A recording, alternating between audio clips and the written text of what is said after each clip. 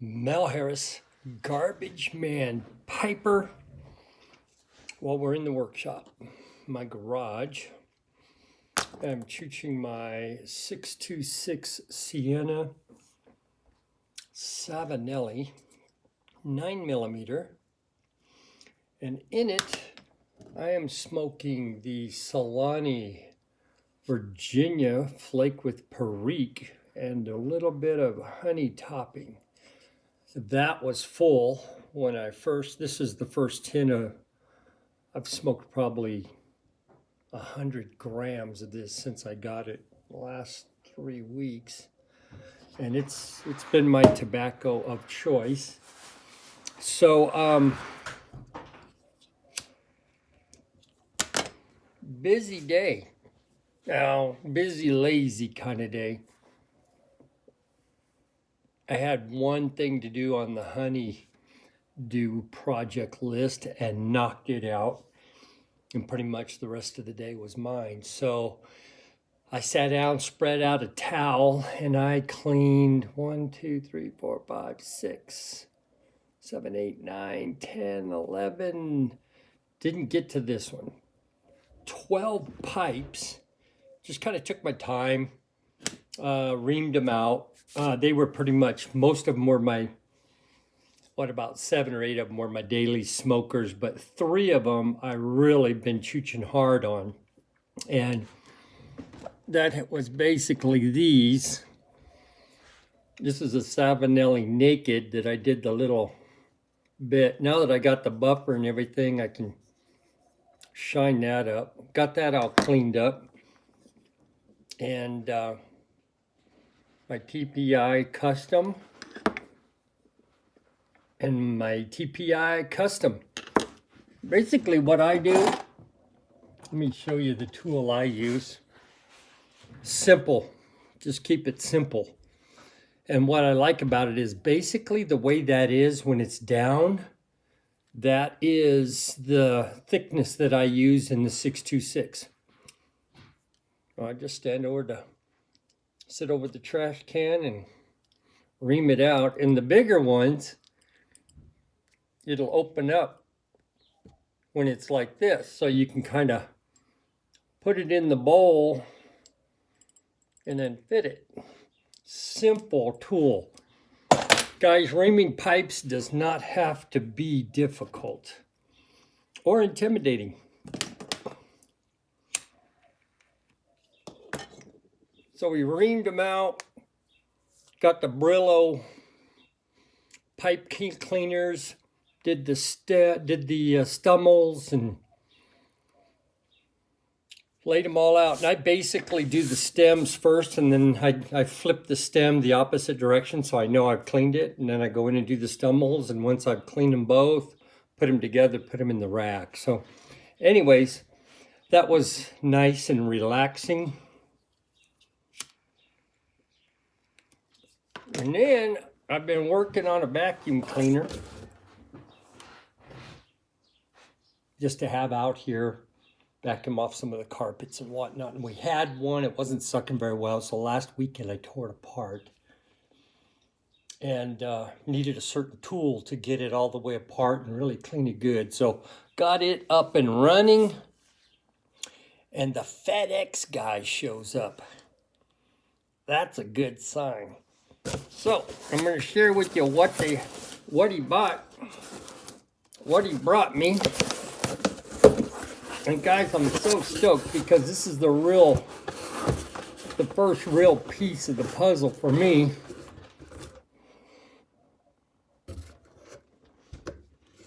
The chuck. So basically, I bought the lathe. And then I just started getting everything that I needed. So I just thought I'd share these things with you as they come in so that you guys can take a mental note if you ever want to put kind of a pipe working shop together. And from what I hear, you never stop buying bits and this gadget and that gadget. But this is kind of my starting point. And There's a lot of crud coming. So I'm stoked. I have now got the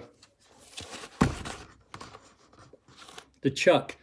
So these pieces are interchangeable. They just come off. And then there's 2 biting jaws that I got from Vermont Freehand. Those go on there. And again, shout out to Andrew Sorigliano. The guy is patient, because I know sometimes I can be a handful. I'm just basically putting these pipes back in. And then something else I picked up. I have had the Morgan Bones Briar cigar early on. I bought it probably, I started smoking a pipe 2018, about April 15th. So I've been smoking a pipe right at 2 years.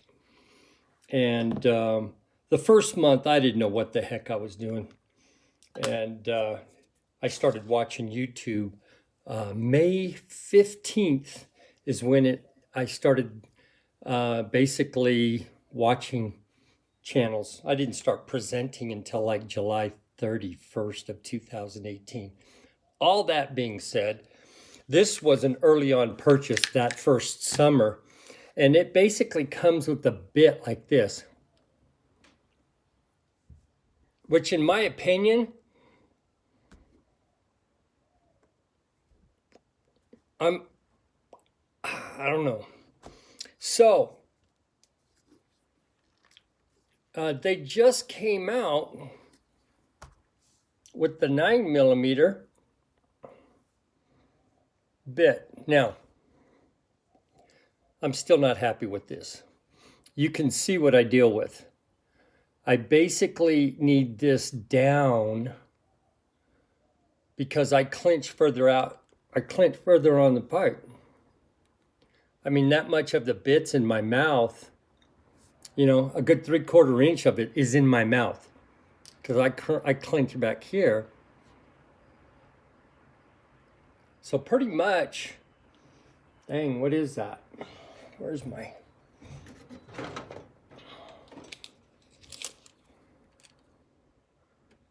Easily 3/4 to 7/8 of that stem is in my mouth. So, you know, with my lips and everything. So I thought, hey, maybe I'll be able to smoke this thing. I'll get this, and this is why I don't own a 320. I can't get that, dude. It ends up being on the side of my mouth, which might not be a bad thing for the cigar, but I need to get a bite on it. So this will be interesting. The button seems fine. I just got to look at it. I think I'm going to be making some modifications to a lot of things once I get the hang of it. But, and one of those things is making things just fit and work and make it your own, you know? Making pipes that you want to smoke, the button doesn't fit, modify the dang thing, make it your own. I think the one who really got me started on that, because I thought, ooh, it's kind of taboo to touch a pipe that you know you bought and you know somebody else made, and I'm over that. Mike basically, he's going to town on Castellos and making them, you know, fluting the bits or the stems and everything. And so, Mike, thank you. That really helped me understand. I've got pipes that I bought that I know I will never smoke. And who knows? I may take some of these pipes and make them my own. Make them smaller, make them... But the bottom line is, I bought the dang pipes. They're mine. And I think we need to kind of get over... we bought them to smoke. And if you can't smoke a pipe that you bought... then it should have been a heavier pipe because all it is now is a paperweight, right? So I have got some pipes that I've hung on to, and the bottom line, once I get this figured out, heck, some of the pipes I decide I'm gonna work on may not even be recognizable. But if I can smoke it, then that's what we're about. And I'm telling you, there are artisan pipes. I love the guys that made them, but it just can't smoke them. You know, you buy it, you see it, you want it, you get it, and it's like, no. Now, I have a couple of higher end pipes. I've got some Briar lines, I got Castellos, I've got some Punta Oros that I would probably will be selling those off here in the near future just to pay for chucks and things like that. But I know I'll never smoke those pipes. I'm just not hanging on to pipes anymore. I'm not going to smoke. All that being said was, hey, there was another YABO. If you have one of these briar or corn cobs, I don't know if this will work on a cob, and you like the 320 bit, that author bit, they sell them now. This was $18 little stem. It's a 9mm. I was going to get rid of this briar cigar because I just didn't feel like it worked. But I think I'm going to work on that thing. I think my goal potentially, I've got to figure out how far that 9mm comes in and see if I can, saddle bit it a little bit. I don't know, we'll see. But like I said, I'm over it. Nothing's taboo. If I have a pipe that I can't smoke, it'll either get modified or it'll get sold. So probably in the next 7 months, I'll be moving some pipes, which was the goal. I mean, the goal was to weed 100 pipes down to 50 to 35. I just put all of my pipes from that tote back in the rack in the backstage, which is now my office. So, which is why I'm working out here I'm out in the workshop, which I love it out here. So,